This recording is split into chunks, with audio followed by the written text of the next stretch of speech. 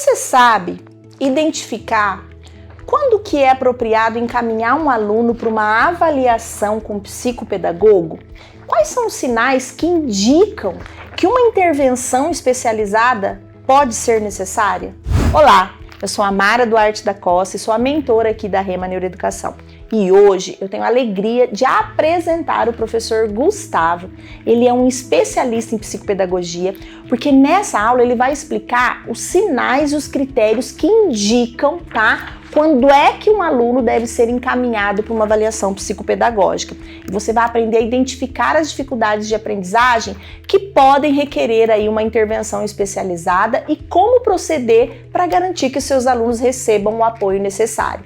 É só você se inscrever no canal, ativar o sininho e preparar para essa aula que vai ser esclarecedora, que vai realmente enriquecer a sua prática educacional. Professor Gustavo, pode começar.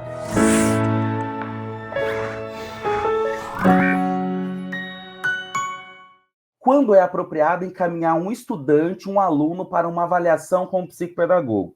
Primeira coisa. O que é um psicopedagogo clínico? O que é um psicopedagogo institucional? Tá? O psicopedagogo institucional é aquele que atua dentro da escola. É aquele que não faz avaliação clínica. Ele faz um rastreio inicial. Beleza? O pedagogo pode fazer isso? Pode sim, tá? O professor pode fazer isso? Pode. Como que esses profissionais vão fazer isso?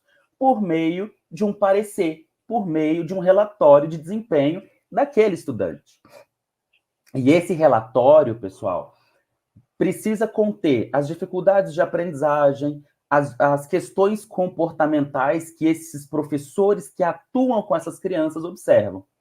Por quê? É por meio deste material, certo, que o psicopedagogo clínico, que será o profissional que irá avaliar essa criança, terá um ponto de partida. Eu digo o seguinte, o psicopedagogo clínico, se não tiver parceria com a escola e com os outros profissionais, a gente não sai do lugar.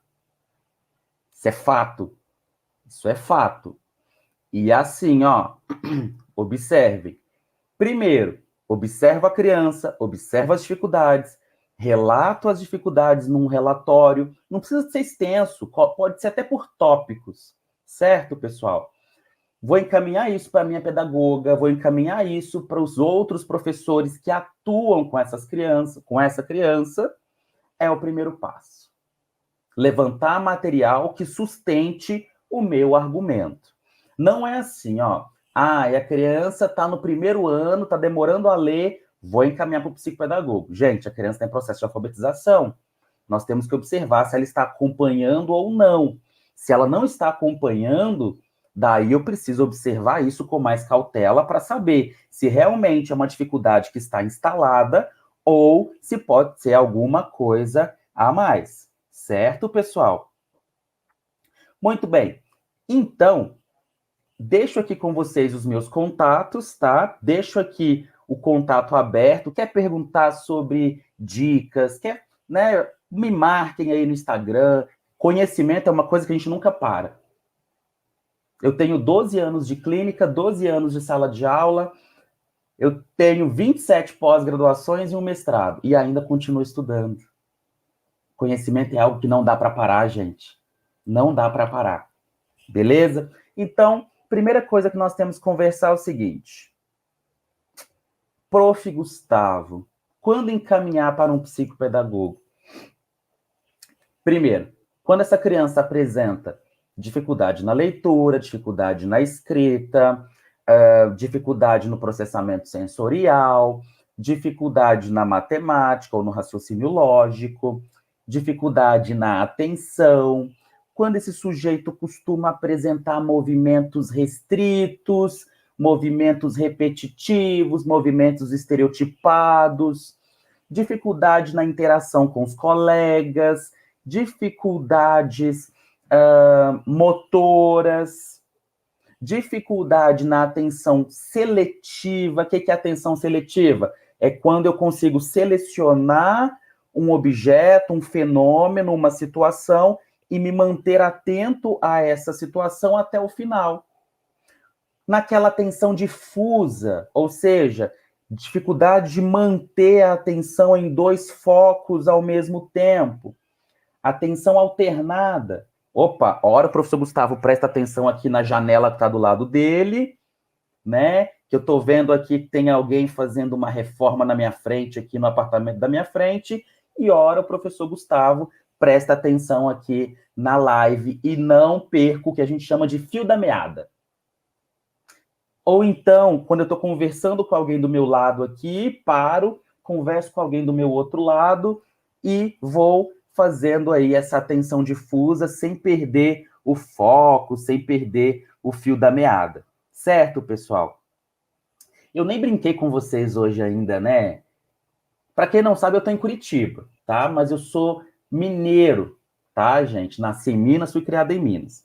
Mas também sou chegado no churrasco, sou chegado no chimarrão. Então, assim, quem tiver por aqui nas redondezas, pode me chamar para um chá, para um café, para comer um bolinho, um churrasco. Se quiser lá na minha clínica também tomar um café, fiquem à vontade. Eu vou receber vocês com todo o carinho do mundo, tá bom? Muito bem. Então, assim, ó, temos um rol de dificuldades, mas também nós temos um manual específico que nos auxilia a entender, tá? A entender quais são esses sinais, esses sintomas que nos auxiliam a entender quais são as possibilidades diagnósticas desse sujeito. Porém, pessoal, eu sempre digo o seguinte: nem tudo é transtorno, nem tudo é psicopatologia, certo?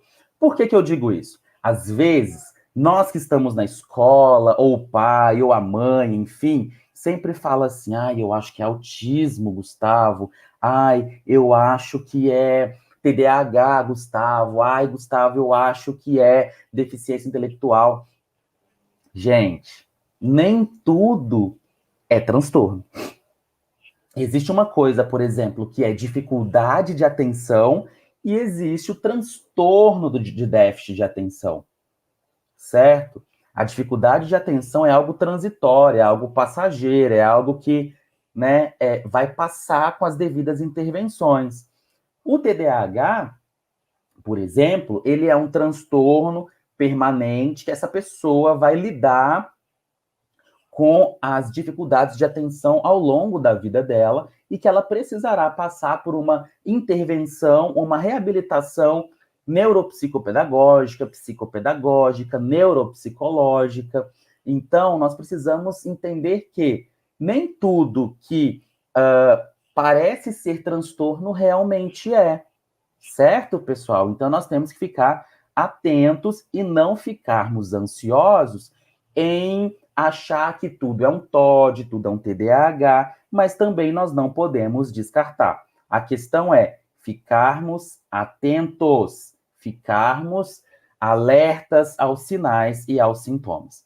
E o DSM-5, ele nos auxilia aí, tá? A entender esses sinais, esses sintomas, enfim. Certo, pessoal? Muito bem. E aí nós temos um capítulo específico desse manual, desse livro, que se chama Transtornos do Neurodesenvolvimento, tá?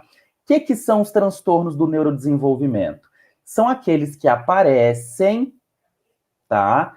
Logo no início ali do nascimento e vai se manifestando os sintomas, os sinais. E quando essa criança ela é inquirida, solicitada a usar determinadas habilidades, a gente começa a perceber que essas habilidades estão abaixo do esperado para a sua faixa etária. Certo, pessoal? Quais são os principais transtornos do neurodesenvolvimento? Vamos lá. Esses aí eu sei de cabeça, tá? Primeiro transtorno. Transtorno do desenvolvimento intelectual, ou comumente conhecido como deficiência intelectual. Transtorno da comunicação social. Transtorno da fala, transtorno da linguagem, transtorno de fluência com início na infância ou a gagueira, transtorno da comunicação social pragmática, transtorno específico de aprendizagem com prejuízo na leitura, transtorno específico de aprendizagem com prejuízo na escrita, transtorno específico de aprendizagem com prejuízo na matemática, déficit de atenção e hiperatividade, transtorno da coordenação motora, transtorno do espectro do autismo, transtorno de tique, transtorno do movimento estereotipado, transtorno de Tourette. Professor Gustavo, você me deu canseira. E esses que eu falei para vocês são só os transtornos do neurodesenvolvimento. E ainda tem uma infinidade inacabável de transtornos. Os transtornos do neurodesenvolvimento são aqueles que nós, psicopedagogos, psicopedagogos, neuropsicopedagogos, atuamos de forma mais assertiva.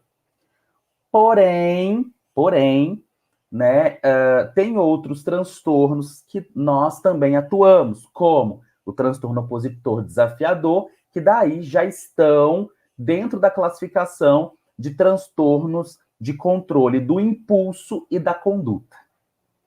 Tá, pessoal? Temos também o mutismo seletivo, que é aquele transtorno onde aquela criança vai regredindo na fala e ela seleciona pessoas específicas para falar, que já é um transtorno que está incluso no rol dos transtornos de ansiedade. Além, pessoal, de todos esses transtornos, vale mencionar o seguinte: todos eles possuem critérios para o diagnóstico. Não é simplesmente assim, a criança anda na ponta do pé, ela é autista. A criança não olha no olho, ela é autista. Não. Tem uma série de sinais, uma série de critérios, uma série de sintomas que eu preciso ter bem estabelecido para eu conseguir dizer se é um autismo, se é um TDAH, se é um transtorno opositor desafiador. Tá, gente? Então, a gente tem que tomar cuidado com as nossas antecipações.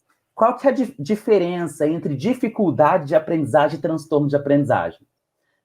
Tanto a dificuldade quanto o transtorno, o psicopedagogo atende. Beleza? Só que a gente precisa saber qual que é a diferença. Eu sempre digo o seguinte, ó. Transtornos, eles têm nome, tá? Eu sempre brinco assim, ó. Transtorno, ele vem com certidão de nascimento. Tem nome e sobrenome, tá? Transtorno do espectro autista, transtorno do movimento e da coordenação, tá? O transtorno, ele tem nome, ele recebe um CID, ele tem um laudo. Beleza? Entendeu? Deu boa? E o que é a dificuldade? A dificuldade, ela não tem um nome específico. Nós sabemos assim, ó, ela tem uma dificuldade de leitura, mas não chega a ser uma dislexia. Ou seja, a dificuldade, ela vai passar, ela é transitória, ela vai com as intervenções devidas, ela vai ser superada. E as dificuldades, elas podem ser o seguinte, ó, elas podem ser por causa de fatores emocionais, tá? Como assim, gente? Caso de separação na família, falecimento de um pet, né? Nós temos, além do falecimento do pet, nós temos a questão pedagógica, o currículo da escola está inadequado, a infraestrutura da escola está inadequada, a gestão da escola está inadequada. Tudo isso vão causar dificuldades. Eu resolvo a situação, a dificuldade ela é sanada. Eu sempre digo o seguinte, a dificuldade, na grande maioria das vezes, ela é de fora para dentro. O transtorno, ele é de dentro para fora, tá? O transtorno, ele é orgânico, eu irei nascer com ele. Eu sempre brinco que é que nem aquela síndrome de Gabriela, sabe? A pessoa nasce com aqueles sintomas, com aqueles sinais, ela não vai morrer com esses sinais, porque com as intervenções vai diminuir, mas em maior ou menor grau, ela vai ser impactada pela condição que esse transtorno traz para ela, tá? Vamos lá. Seguindo, pessoal. que é esses transtornos do neurodesenvolvimento? Nós temos duas palavrinhas aí, tá? Primeira palavrinha, né, que é o prefixo neuro, né, que vem ali de neurologia, né, que vem de neuropsicologia. O que é isso?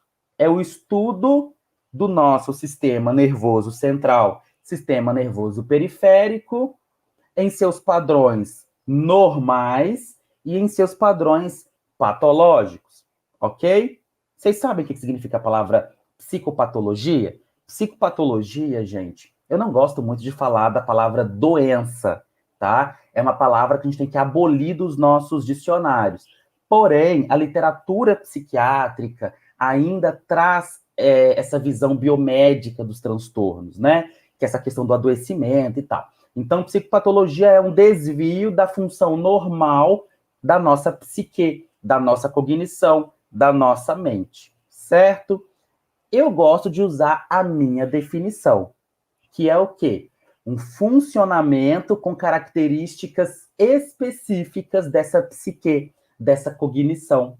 Eu acho que a minha definição é melhor, sem modéstia. Tá bom, gente?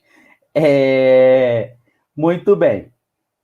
Então, assim, temos que compreender que o neuro, né, é o estudo das questões neurológicas e o desenvolvimento é o estudo de como essa parte neurológica se desenvolve.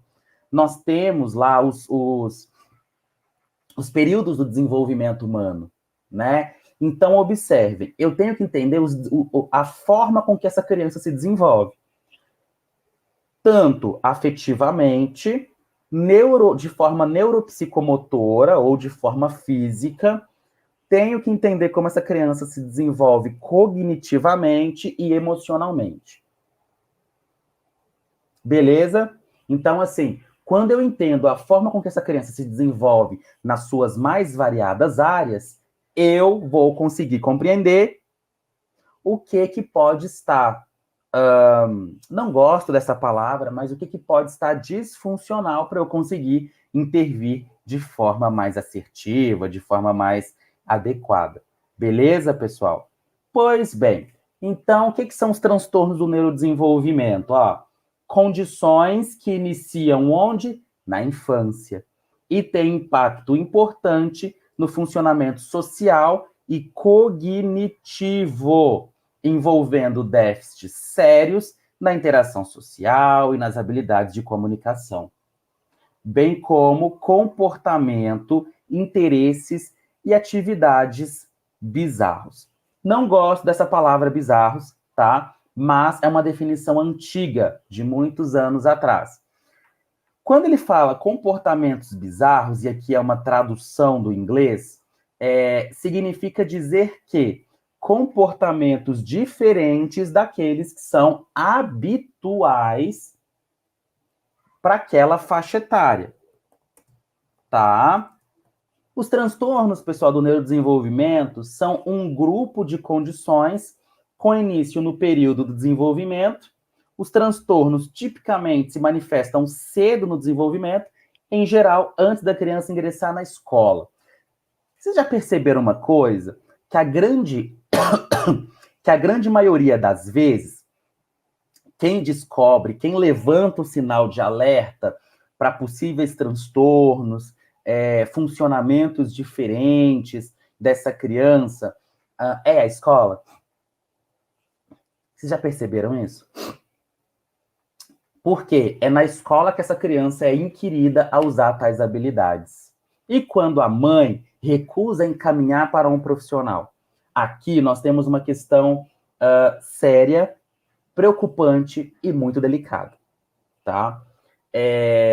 Primeira coisa, a escola precisa se munir de registros, tá? É chamar essa mãe periodicamente para conversa lá com a pedagoga, com a professora regente, fazer uma ata com o que foi conversado, com o que foi discutido, com as dificuldades, precisa ficar muito evidente das dificuldades da criança trazida pela professora, levar o material dessa criança, mostrar para a mãe os apontamentos dessa dificuldade. Ou seja, tem um registro.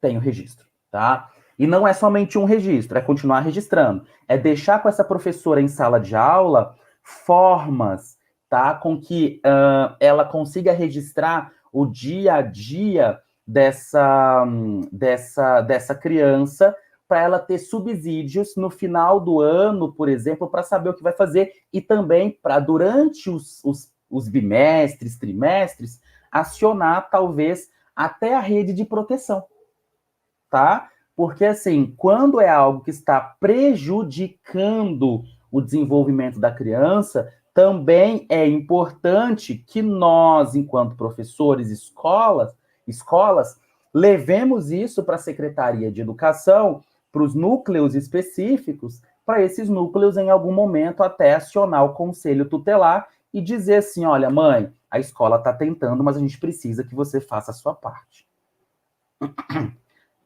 Alguns pais, gente, no início, eles costumam resistir, mas depois a gente precisa pegar eles pelo emocional. Na reunião, olha, mãezinha, olha, paizinho, o seu filho está sofrendo. A gente está aqui para tentar ajudar. Me ajuda a ajudar o seu filho. Eu estou fazendo os encaminhamentos, eu estou fazendo os trabalhos, nós, enquanto escola, estamos fazendo os registros. Só que eu preciso que vocês também façam os acompanhamentos.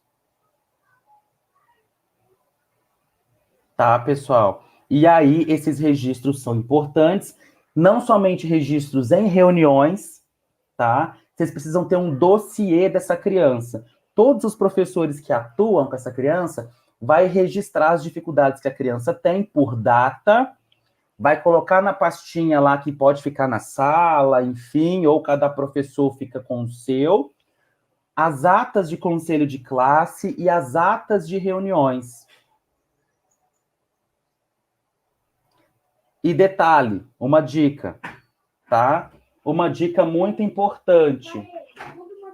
Uma dica muito importante é que nós precisamos ter, pessoal, um acompanhamento constante. Nós precisamos mostrar para essa família a necessidade desse encaminhamento.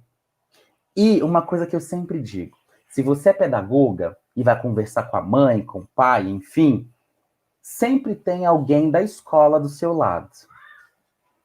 Tá bom? Sabe por quê? Porque senão fica o dito pelo não dito, o diz que me diz que.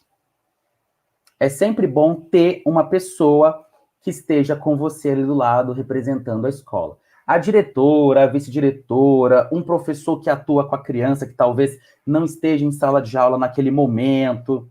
Tudo isso, pessoal, já é o primeiro passo, o primeiro caminho para encaminhar essa criança para uma avaliação psicopedagógica.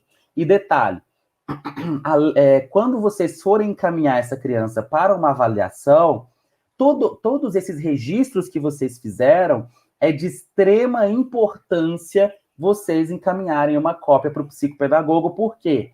Porque nós, enquanto clínicos, a gente vai saber o que a escola fez e nós vamos tentar trabalhar em cima de todos esses registros um plano de intervenção após a avaliação acabar, e também a gente vai conseguir pensar estratégias, né, para oferecer à escola, né? Eu sempre mando no final da avaliação, pessoal, um documento com recomendações do que a escola pode fazer com a criança. Uma folha ali, A4, sabe? Frente e verso ali, sabe? Frente e verso, tá? Para vocês conseguirem encaminhar, orientar a escola nessa perspectiva, tá? Os transtornos tipicamente se manifestam cedo no desenvolvimento, em geral antes da criança ingressar na escola, sendo caracterizados por déficits no desenvolvimento que acarretam prejuízos no funcionamento pessoal, social, acadêmico ou profissional. Uma coisa que todo mundo me pergunta, prof, e essa pessoa que tem transtorno na vida adulta? O que vai acontecer? Gente, esse transtorno vai continuar existindo. Se essa pessoa não conseguir receber o diagnóstico na infância, se essa pessoa não tratar, ter a intervenção, esses sintomas vão continuar impactando a vida dela e vai impactar o profissional. Eu trabalhei uma vez, vou fazer um parêntese, tá? Só para ilustrar essa questão dos transtornos na vida adulta. Eu trabalhei uma vez com uma pessoa que tinha déficit de atenção, tá? Tomava ali o metilfenidato, né, a Ritalina, só que ela não conseguia dar conta das demandas. Só que ela também não falava com a chefia imediata, porque se ela tivesse falado, a chefia imediata iria fazer a adaptação do trabalho para ela. Porém, ela não falou. Qual que foi o resultado final? Uma demissão, porque o trabalho ficava todo sem fazer. Ela era inquirida a solicitar o trabalho não era feito. Isso há muitos anos atrás, né? Por isso, pessoal, é importante que a gente tenha essa clareza. E a gente também tem que entender o seguinte: psicopedagogo, neuropsicopedagogo não atende só criança não, tá? Atende criança, adolescente, adulto, idoso. Então, assim, ó, os transtornos tipicamente se manifestam cedo, antes da criança ingressar na escola. Esses déficits são variados desde limitações específicas na aprendizagem, controle de funções executivas. Essa palavra é importante. Funções executivas. Vocês sabem o que é isso, funções executivas? Nós temos uma parte aqui do nosso cérebro que se chama córtex pré-frontal, né? Fica nessa região aqui. Nesse córtex pré-frontal, nós temos o quê? A atenção, a percepção, a memória, a linguagem, o pensamento, o controle inibitório, a flexibilidade cognitiva. E são essas funções que nos auxiliam a regularmos na vida. A grande maioria dos transtornos do neurodesenvolvimento, eles afetam o nosso córtex pré-frontal. E aí parece que essa criança tem prejuízos em determinadas habilidades. E é ali que nós temos que intervir. Certo, pessoal? Uma coisa também que nós temos que compreender é que a questão da medicação. Essa criança chega para a escola para tomar medicação. Essa criança, ela vai para o neurologista, recebe medicação. E aí nós temos que entender, o pai vai dar essa medicação ou não? Tem muito psicopedagogo que me procura e fala assim: Gustavo, um pai perguntou sobre a medicação, o que eu respondo? Eu falo assim, você não vai responder nada. Você vai dizer: olha, pai, eu não posso opinar sobre isso. É você quem tem que definir se vai dar medicação para o seu filho ou não. Por quê, gente?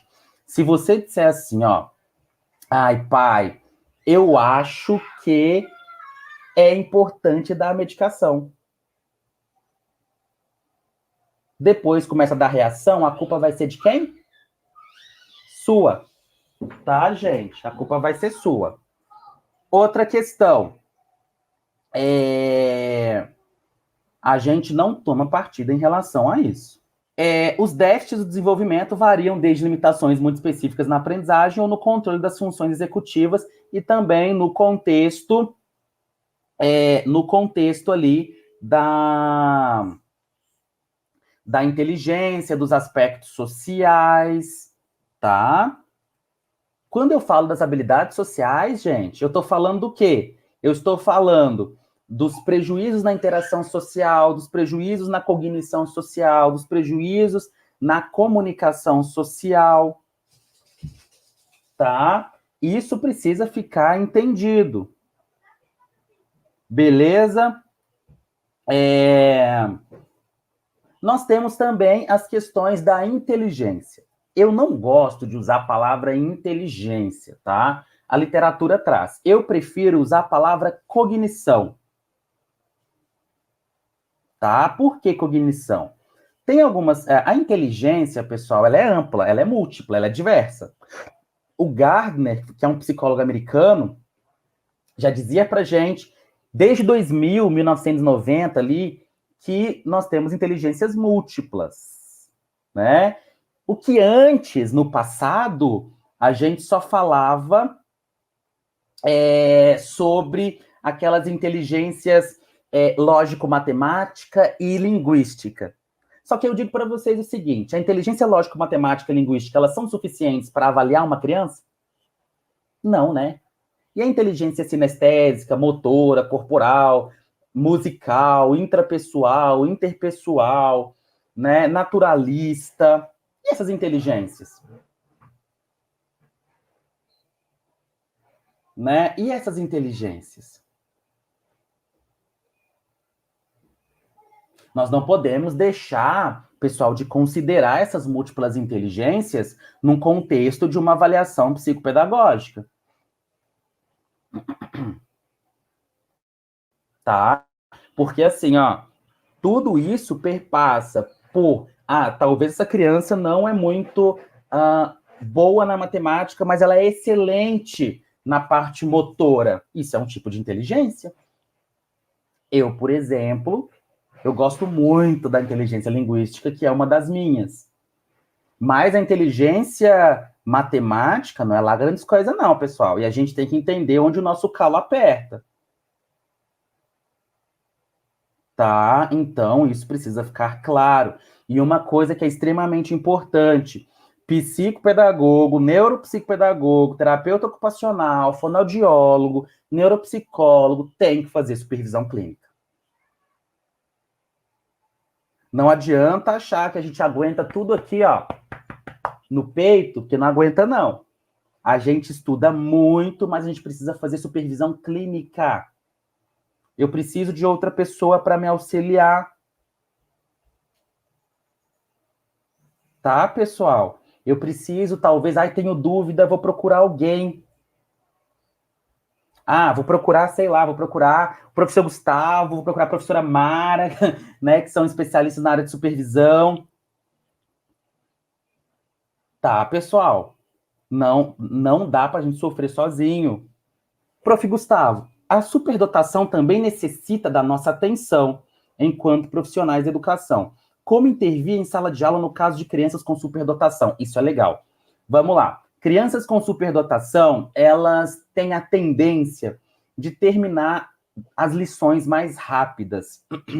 Então, o que eu sempre sugiro? Deixa uma caixinha de atividades impressas no cantinho da sala. Não precisa ser atividades do conteúdo. Pode ser caça-palavras, atividades de estimulação da memória, atividades de atenção, quebra-cabeça. Deixa uma caixa de jogos, uma caixa de atividades e você vai orientar essa criança assim, ó. Olha, fulaninho, toda vez que você terminar a sua atividade, você vai lá na caixinha e vai pegar uma outra para você fazer. E aí eles vão se auto-administrando, tá? É uma estratégia bem legal e que funciona comigo. Certo? Quais são as ocorrências deste transtorno? Frequentemente, existe a ocorrência de mais de um transtorno do neurodesenvolvimento por vez. O que acontece? Geralmente, algumas crianças que apresentam transtorno específico de aprendizagem, né, na matemática, descalculia, também costumam apresentar, pessoal, disgrafia, que é aquela letra ilegível, ou déficit de atenção. Quando acontece a manifestação de dois transtornos ao mesmo tempo, isso nós damos o nome de comorbidade.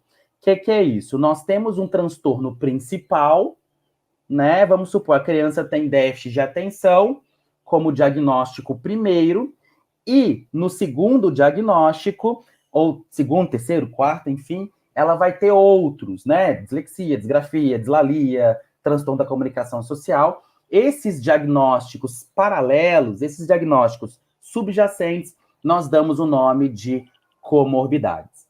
Tá, pessoal? Anota essa palavra aí no caderninho de vocês, porque eu sei que todos que estão aqui estão com o caderninho do lado, anotando. Então, a nota grande, comorbidades. Puxa uma setinha, eu bem psicopedagogo, né? Puxa a seta ali. Diagnósticos subjacentes paralelos ao diagnóstico principal. Certo, pessoal? Muito bem. Isso vocês têm que anotar. Psicopedagogo tem que saber dessas palavras, tá? Quais são as ocorrências, tá, deste transtorno, pessoal? Ó, é frequente, né, como nós já falamos, o desenvolvimento de mais de um transtorno na mesma pessoa, nós já falamos que isso se chama comorbidade. E aí nós temos um exemplo, ó. Indivíduos com TEA frequentemente apresentam, tá, gente? Não é sempre. Apresentam deficiência intelectual. E aqui eu já chamo a atenção para vocês também. A deficiência intelectual, o nome dela no manual do DSM é transtorno do desenvolvimento intelectual, tá? A gente aboliu o termo retardo mental, tá? A gente aboliu o termo deficiência mental, isso não existe mais, tá? Muito bem. Combinado? Já colocou isso no coração de vocês? O que mais nós temos aqui? Ó? Muitas crianças com transtornos de déficit de atenção e hiperatividade apresentam também transtornos de aprendizagem. Geralmente essa criança ela vai ter aí dislexia, disgrafia, desortografia, tá? Professor, além de comorbidade, posso dizer que um indivíduo com dupla excepcionalidade, a palavra excepcionalidade a gente não utiliza mais, tá? Por quê? Nós usávamos a palavra excepcionalidade, quando surgiu a primeira lei das diretrizes e bases da educação nacional em 1961, daí isso foi postergando até os anos mais ou menos 2000, tá? O que você vai dizer? Né, que essa pessoa possui um transtorno com comorbidade. Se você está dizendo, se você está se referindo a pessoas com altas habilidades e superdotação, daí você pode dizer que essa pessoa tem mais de uma habilidade ou mais de uma habilidade identificada, tá?